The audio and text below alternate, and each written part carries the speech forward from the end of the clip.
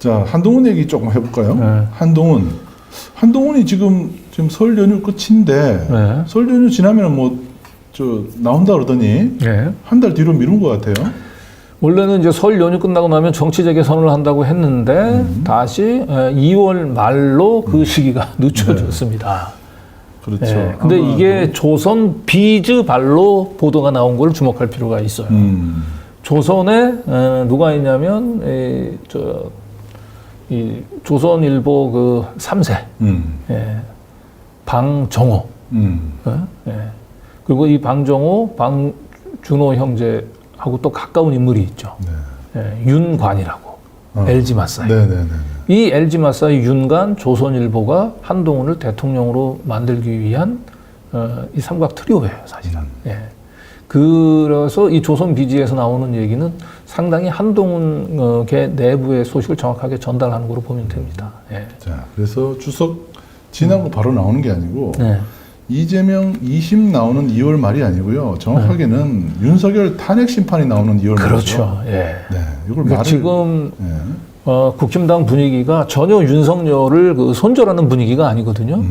그런데 이런 상황에서 한동훈이 다시 자기가 대권에 도전하겠다고 하게 되면 지금 분위기를 봐서는 이 윤석열 지지자, 특히 극우 지지자들 사이에서 몰매를 맞을 것 같거든요. 네. 전혀 이 밴드웨이건 효과가 안 나는 거죠. 예. 그래서 그 시기를 이제 윤석열이 헌재에서 사실상 이제 파면 결정이 나면 이제 그때쯤 가면 대부분 당원들이 좀 포기를 하고 예, 새로운 좀 선택을 모색을 하지 않겠냐. 그 시기 때 내가 출마 선언을 한 게 낫겠다 싶어서 지금 일단 예, 정치 재개 선언 시기를 지금 2월 말로 네. 늦춘 것 같습니다. 예. 자, 한동훈 뭐 어제 약간 소개는 드렸습니다만 한동훈 처음에는 이렇게 폴더 인사를 하던 사이였죠. 유난. 그런데 당 대표가 돼서부터는 허리가 점점 일어서고 나중에 윤석열보다 더 네, 완전 달라졌죠. 네. 그래서 제가 한번 그 사진들을 한번 쭉 모아서 보니까요. 1월부터 이렇게 보니까 1월에는 허리를 팍 숙이고 있잖아요. 이렇게 그러면서 항상 왼팔을 이렇게 배 쪽에 이렇게 얹고 정중하게 옷을 여미는 모습을 하면서 저런 모습이 한동훈의 어떤 전형적인 악수하는 모습이에요. 저 3월 달까지만 해도 사실상 공천 갈등이 좀 있었던 때거든요. 네. 그리고 이종섭, 그다음에 황상무 회칼 발언을 청와대 대통령실에서 한동훈의 요구에 따라서 다 내친 네. 상황에. 근데 저 때만 해도 이제 한동훈이 저렇게 예의를 갖춰서. 그런데 7월 달에는 당 대표에 선출되고 난 뒤일 거예요. 저게. 태도가 달라졌죠. 요 사진은 아마 당 대표로 선출되던 날, 그날 전당대회 결과가 나오기 전에. 네. 이때 이미 한동훈은 뭐 본인이 당 대표 될 거라고 직감을 했었는지. 예. 그리고 이제 점점 당 대표가 되고 나서는 이제 8월 달은 당 대표가 되고 확정되고 난 뒤니까 완전 서버렸잖아요. 그렇죠. 그리고 네, 허리 세고 왼팔을 올리지 않습니다. 네. 요 9월 때는 이제 아마 당 지도부 만찬이죠. 때 이제 간 거죠. 저 때 이제 독대를 해달라고 했는데 독대를 안 해줬죠. 네. 네. 그런데 11월에는 한동훈이 대통령 같아요. 네. 네. 아무튼 그래서 호모 에렉투스의 모습을 좀 보는 것 같다 이런 얘기들도 있었습니다. 네. 점점점 이제 허리를 세우는 한동훈. 네. 그리고 이제 어제 저희가 또 그제 이틀을 걸쳐서 얘기를 했습니다만은 윤석열의 그 계엄은 사실상 이재명이 아니고 한동훈을 견제하기 위한 계엄이 더 가깝다라는 얘기를 좀 했었죠. 네. 저렇게 그 허리를 꼿꼿이 세우면서 한동훈이 결국 한 20명 남짓한 그 한동훈계 의원들 가지고 언제든 마음 먹으면 특검법 통과시킬 수 있어. 네. 그리고 내가 당 대표인데 그리고 미래 권력인데 검찰 내에서도 친한계 검사들이 있다는 거 형님 잊지 마십시오. 라고 얘기했고 실제로 검사들이 심상찮게 움직였거든요. 네. 결국 그런 것 때문에 계엄을 일으켰다라고 하는 얘기를 저희들이 연이틀 거쳐서 했는데 네. 그래서 오늘은 이 관련해서 좀 한 가지 사실을 더 저희가 추가를 좀 하려고 해요. 네. 그게 뭐냐면 계엄 선포가 되면서 제일 의문스러웠던 게 포고령에 전공의 그렇죠. 복귀. 이게 이 문안이 왜 들어갔을까? 그렇죠. 이게 다 의아했죠. 전공이 좀 생뚱맞아요. 이게. 네. 의사들 처단하겠다 그러니까 네. 의사들이 화들짝 놀랐을 것 같아요. 그렇습니다. 네. 네. 이게 왜 우리가 왜 이런 거죠? 그렇습니다. 네. 예. 그리고 실제로 그 언론에서도 저 포고문 가운데서 전공의동 모든 의료인 48시간 이내에 본업 복귀해야 된다. 네. 본업 복귀하지 않으면 처단한다라고 하는 좀 섬찟한 문구를 넣었잖아요. 네. 예.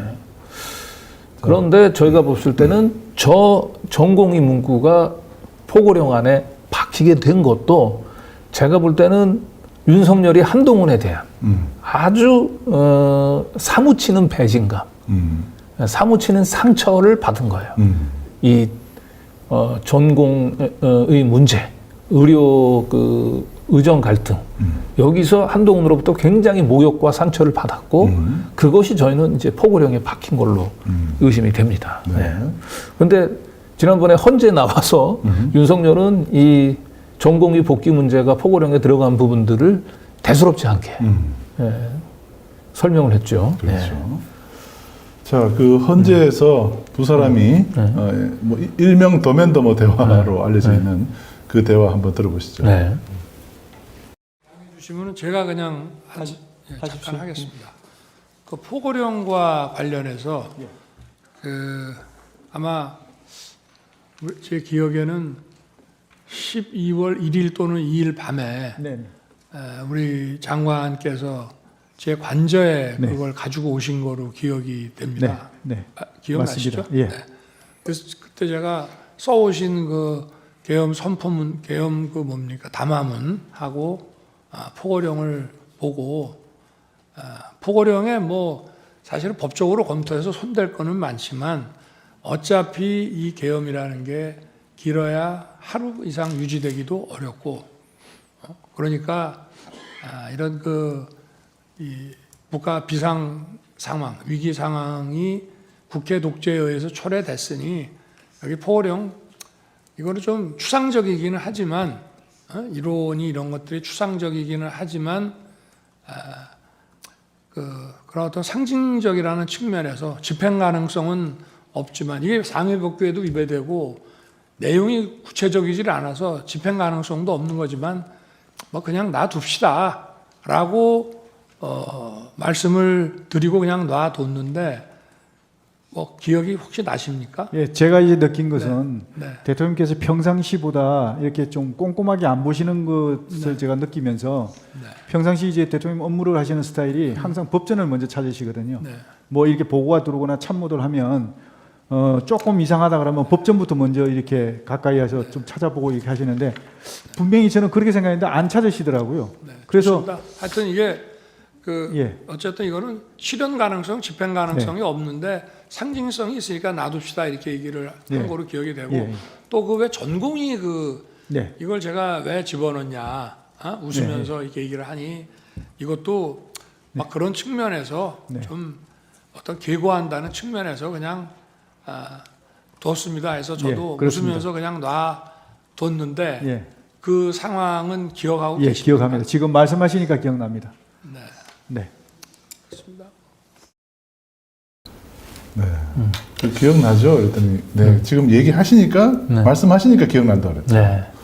그리고 지금 포고령은 어쨌든 뭐 우리는 계엄을 이제 하루짜리로 생각을 했기 때문에 포고령은 그냥 형식에 불과했던 거고 더군다나 그 안에 이제 전공의가 봐서 자기가 이거 왜 들어갔냐라고 웃으면서 얘기를 했고 그냥 뭐 하루짜리고 어차피 이건 뭐 실행될 것도 아니니까 그냥 놔둡시다 이런 식으로 하면서 웃으면서 얘기가 오고 갔다는 거죠. 그럴 리가 있겠습니까? 의사들 처단한다는 얘기를 서로 웃으면서 했다. 네. 여기에는 여기에는 윤석열이 한동훈으로부터 받았던 사무치는 모욕에 대한 보복 감정이 여기에 들어가 있는 겁니다. 하나하나 좀 살펴보겠습니다. 이게 다시 이제 지난 과정들을 되짚어 보니까 눈에 보이지 않던 것들이 이제 보입니다.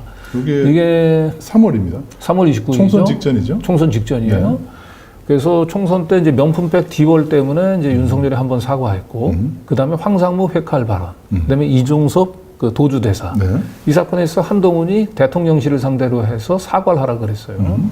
그래서 결국은 대통령실 한동훈 요구를 다 받아갔어.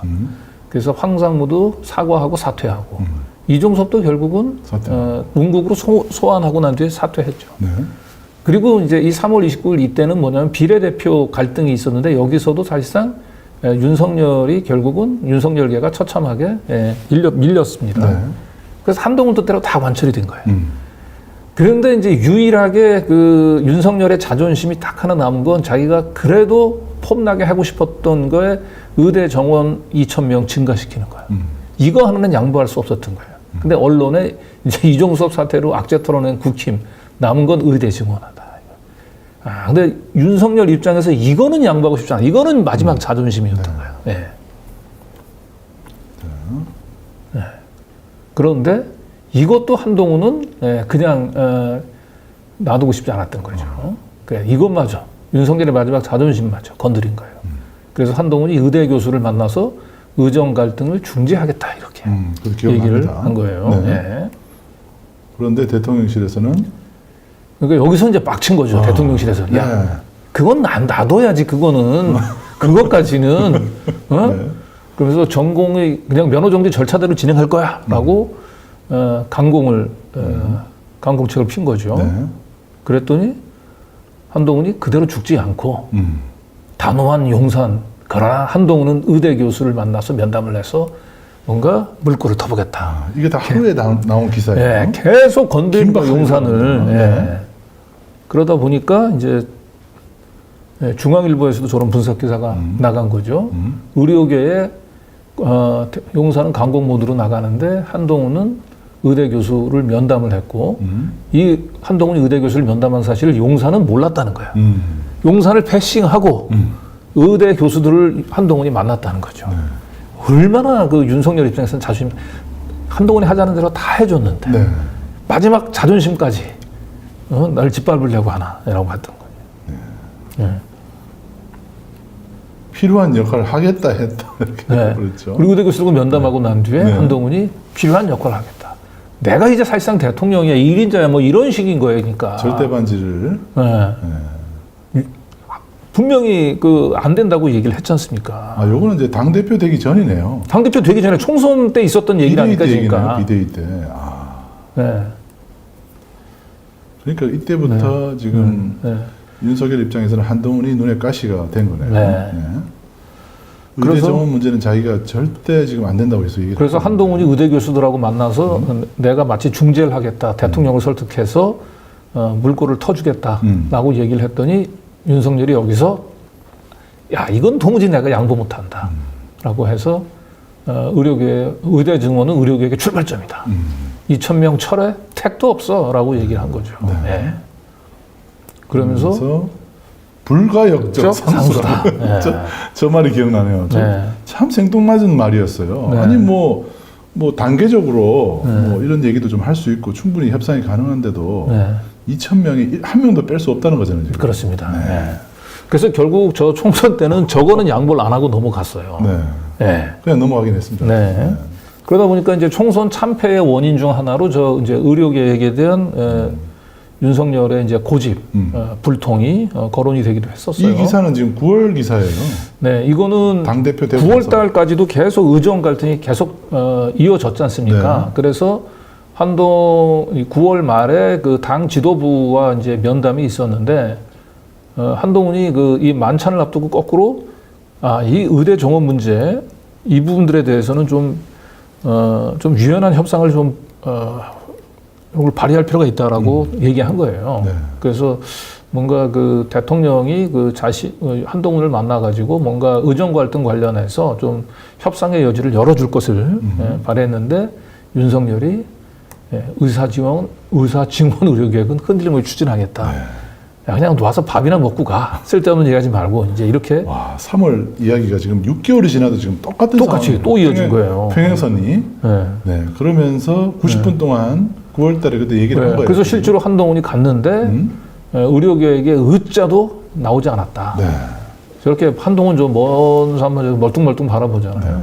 저 때도 완전히 한동훈을 사실상 패싱하고 저 때도 독대 해달라고 했는데 독대 안 해주고 의대의 의자도 하지 않았다고 하는 거죠.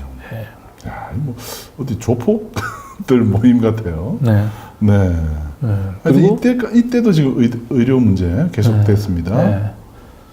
그래서 결국 이제 이 언론에서도 유난 독대 없는 90분 만찬. 의정 갈등이 제일 중요한 화두였었는데 의정 갈등엔 일체 언급이 없이 사진만 4장 공개했다. 뭐 이런 보도가 나온 거죠. 네. 네. 그래서 저는 이번 그 12.3 계엄은 이재명이 아니고 한동훈 때문에 계엄을 일으켰다라고 저희가 계속 얘기를 하고 있지 않습니까?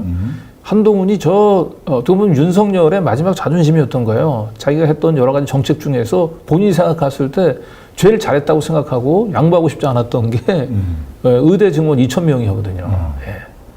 근데 저걸 가지고 끝까지 저렇게 한동훈이 대들었단 말이에요. 저게 사무친 거예요. 제가 볼 때는.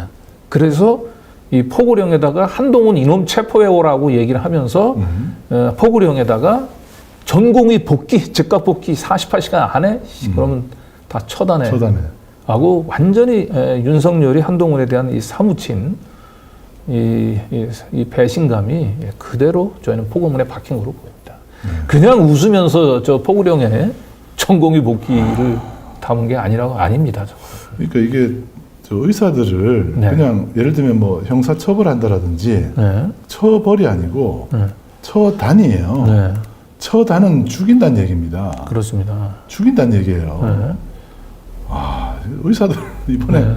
네. 진짜 큰일 날 뻔했습니다. 이게 됐으면 네. 물론 이게 실행될 리는 없지만 아니 여기 정말 생뚱맞잖아요. 네. 물론 이제 여기 보면 뭐 언론 이런 것들도 있긴 한데 보죠. 여기 보면 영장 없이 체포 구금 압수수색 할 수 있고 처단한다고 되죠. 네. 처단. 예. 그리고 요 다음에 보면 윤석열이 정말 이 의료개혁 문제에 관련해서 한동훈 때문에 빡쳤다라고 하는 걸 딱 네. 보여주는 게 이 사건이에요. 또 이 사건. 10월 1일 날. 10월 1일 날. 그 만찬 회당에서 의료개혁의 의자도 나오지 않았잖아요. 안 나왔죠. 한동훈 입장에서는 거꾸로 모욕을 당한 거예요. 그래서 결국 10월 1일 날에 윤석열하고 한동훈이 그 일간지의 한 행사에서 같이 회동하게 돼 있었어요. 네. 많은 언론사들이 두 사람이 만나는 자리를 가지고 갔는데 한동훈이 안 갔어요. 그 행사에. 안 가고를 의사한테 갔다. 네, 안 가고 의사단체랑 가서 정책 협의를 했던 거예요. 그러니까 완전히 그 윤석열 면에서 모욕을 준 거죠. 이때 윤석열이 팍 도는 것 같아요. 야, 한동훈. 이게 완전 공개적으로 망신을 준 거잖아요. 윤석열을. 네. 윤석열 입장에서는 한동훈이 네. 정말 그 처단하고 싶은 마음이 예. 계속 들었을 것 같네요. 그러니까요. 네. 예. 의사들하고 같이. 네. 실제로 10월 1일 날 윤석열은 이러고 있었어요. 그러니까 한동훈한테 저런 빡침을 당한 그날. 네, 위로를 네. 위로가 필요했어요. 네. 그래서 밤 8시에 네. 한동훈한테 이제 일단 화가 많이 난 상태로 네. 누구를 만납니까? 군인들을 만납니다. 네. 김용현, 여인영, 곽종근, 이진호. 4인방이죠. 네. 김용현하고 여인영은 또 충암고 후배들이에요. 네. 충성파 선배 사인이죠. 후배들. 네. 네. 곽종근, 이진호까지 불러서 여기서- 음식을 대접했네요. 네, 음식을 대접하고 식사를 하면서 정치인 관련 얘기를 했답니다. 여기서 정치인이 누구겠습니까? 이 당시. 한동훈이죠. 한동훈에 대한 분노를 쏟아냈을 거예요. 저는 볼 때는. 동훈이. 이놈이 말이야. 그 당 대표도 하고 있고 검찰에서 자기를 따르는 검사들도 많다고 나를 좀 우습게 본다. 기어 오르려고 한다 이거. 이게 어떻게 해야 되겠니 이거. 처단해야죠. 네. 형님 처단하겠습니다. 네. 제가 처단하겠습니다. 그러면서 포고령에도 이 전공의 그 한동훈 믿고 설치됐던 그 전공의들 이 즉각 복귀해. 안 하면 48시간 이내 처단해. 이게 들어간 거죠 이게. 처단해드리겠습니다. 네. 야, 10월 1일 이 자리가 아주 일을 가는 자리였군요. 네. 네.